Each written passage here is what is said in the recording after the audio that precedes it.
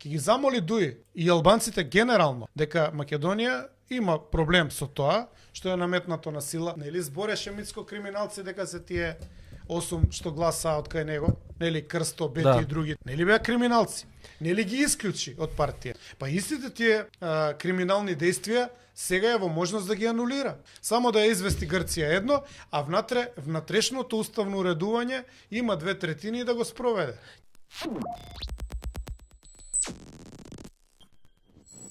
Прошливе 30 години македонска политика, сите кои што беа на некој начин донесени од нивните претходници на политичкава сцена, сите завршија, односите помеѓу тие личности завршија исто, се скараа, не комуницираат и се откажаа од, условно кажано, политичкиот татко. Така да, сега, они што велиш дали би сакале да признаат или да не признаат дека се луѓе на Никола Груевски, ја можам да кажам дека, например, Александар Николовски беше испратен во Брисел долго време од Никола Груевски да ја представува Македонија. Беше пратеник во 3 мандати во време на Никола Груевски. Беше измисли него Груев. Па, беше председател на УМС 2008, мислам дека стана. Груев го воведе тоа фамозно бирање на председатели на подмладокот на конкурс и така го избра. Да. Он дојде нели таму, тазе дојде во Скопје, беше од Охрид. Од Охридската околија. Да. И го избра тогаш. Да. Тимчо Муцунски, го гледам, тука ги гледам по список. Тимчо Муцунски беше министер во времето на Никола Груевски за информатичко општество, мислам дека и администрација. Баш сеќа. Или заменик беше. Мислам дека сега ќе проверам. Сега ќе проверам во меѓувреме Кендо исто така беше министер за транспорт и врски. Кендо имаше 10 функции во време на Груевски. Беше и државен секретар у МНР, мислам, после беше и што беше заменик министер, па после министер за транспорт. Бе заменик министер за информатичко општество бил Муцунски во влада на Никола Груевски. Што ја не мислам дека е лошо. Значи да од старт да кажам, не мислам дека е лошо. Не мислам дека тоа лошо за нив. Сега, кој како гледа на работите... Сигурно не е лошо. За нив не е лошо и чврата. Функционерска работа веќе у Македонија станува мощна лукративна работа. Добро платена. Многу пари си имаат. Многу. Многу добро платена и плюс од згора на тоа привилегии од секаков тип. Не била политиката во Македонија никош така. Ја види, не би имал против да зимаат големи плати доколку се покажат усработеното. Мислам дека и никој од гледачите не би имал против тоа. Да имаат резултати.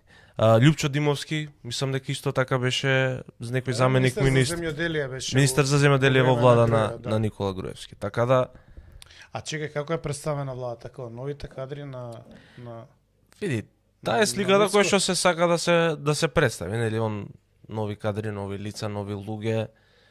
Имаше како нови луѓе, има луѓе од нив што се по 20 години функционери, без разлика што 7 години беше у опозиција ВМРО-то, они си беа или пратеници или у локални самоуправи или комбинирано и плюс што беа у врвот на партијата. Така што практично немаат дисконтинуитет ни еден ден од функционер. Рецимо Антонио е функционер непрекинат од 2006. Да се замени подпредседател на собранието. Сега му е гарантирано 22 години функционер, што веќе влегува во компетиција со Зинго Андов и другите. И Александар Николовски мислам дека ова е подолго време мислам од него. Ова мислам дека е подолго. Не сум сигурен, можеби за некој година две, можда не е од 2006 до 2008 Александар Николовски. Ама така, нови кадри што имаат по 20 години функционерски стаж. Да. Зашто? Ама окей. Тоа е окей. Значи имаш 20 години функционерски стаж. Но можеш ли нешто од тие 20 години да издвоиш како диференција специфика? Како конкретно достигнување, нели на пример на запад кога ќе предложат некој закон, па викаат законот на тој и тој допринел за, не знам, за образование или за нешто. Или мерката Маршалов план, Значи, Мекарти. се става име на тој што го предлага. Да. Што можеме за овие двајца како нели било какво достигнување, освен тоа што им тече стаж плата се разбира функционерска и привилегии по 20 години. Што можеме да издвоиме дека тие луѓе нешто конкретно направиле за општество? Ако сум искрен, Тоа се рачунали? мислам дека 150 луѓе вработени од семејство. Ако сум искрен, мислам дека кариерата на Антонио Милошовски ја одбележа добивањето на Хашката пресуда, која што мислам дека пред се правниот тим од правниот факултет Јустинијан I, они мислам дека ја одработеа у голема мера на чело со професорот Тони Десковски. Да. Па Тони Десковски ја го зачленив во ВМРО.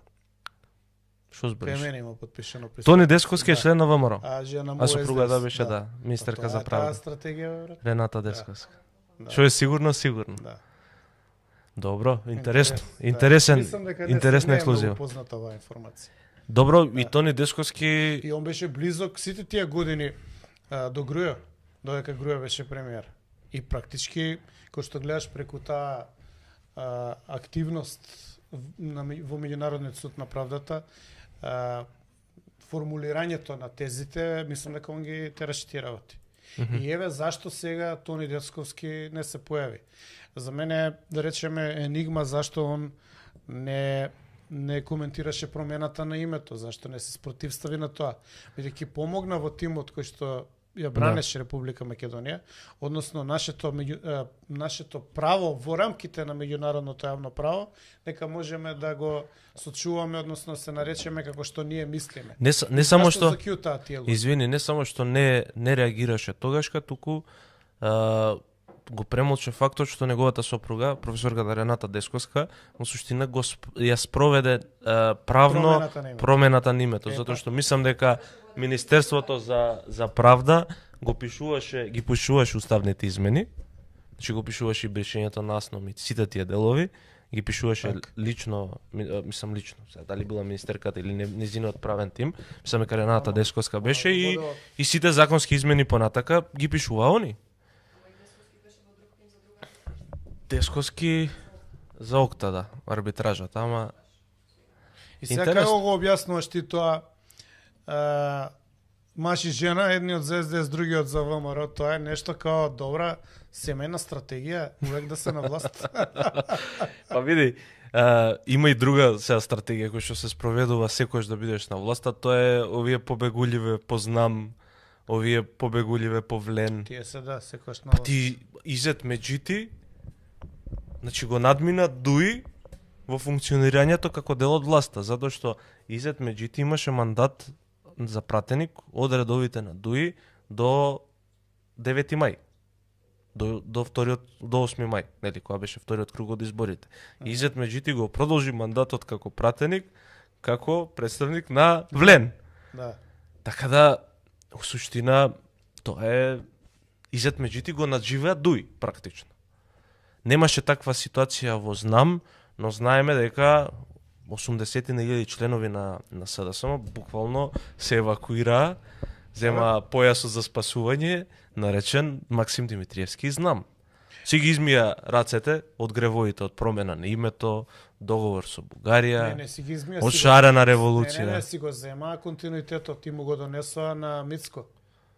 Значи, они му го донесоа континуитетот на Мицко.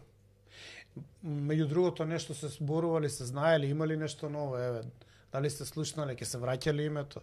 Ќе го коментираме тоа. Не само што нема да се враќа, туку продужували туку ќе се почитува преспанскиот Филип. Што е позицијата? Па нели позицијата е ала Мицотакис, значи нашиот Мицковски. Што вика? Вика дека не му се допаѓа, ама мора да се почитува уставот и законите.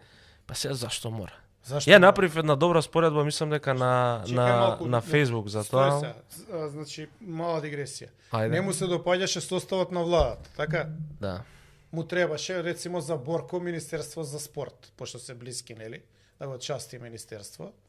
Зема 2/3 собра и го смени. Ама Борко, ако бидем искрени, единствениот нов кадар и чесен, не испрљан, не извалкан со ништо. Тоа не ми е поентата, не ме интересира. Мене реално Борко не ме интересира воопшто. Ја имам друго мислење. Него поентата е он не му се допаѓаше според закон формираната структура на влада. Собра 2/3 пратеници, за да го смени тој изглед на владата, Да. за да ја направи најголемата влада во Европа, така? Да. Значи, кога нешто не ти се допаѓа, макар и да ти треба 2/3 од пратеници, се собираш Макар и дуј да ти треба. менјаваш. Да. Да. Па сега, како бе тоа не му се допаѓаше изгледот и структурата на владата, му се допаѓа Преспанскиот?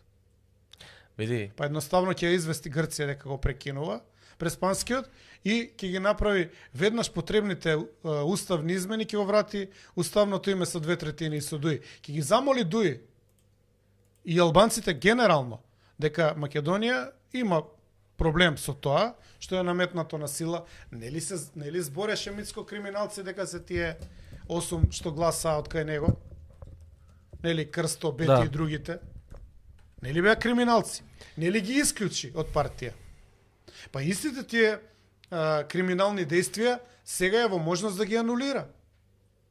Само да ја извести Грција едно, а внатрешното уставно уредување има 2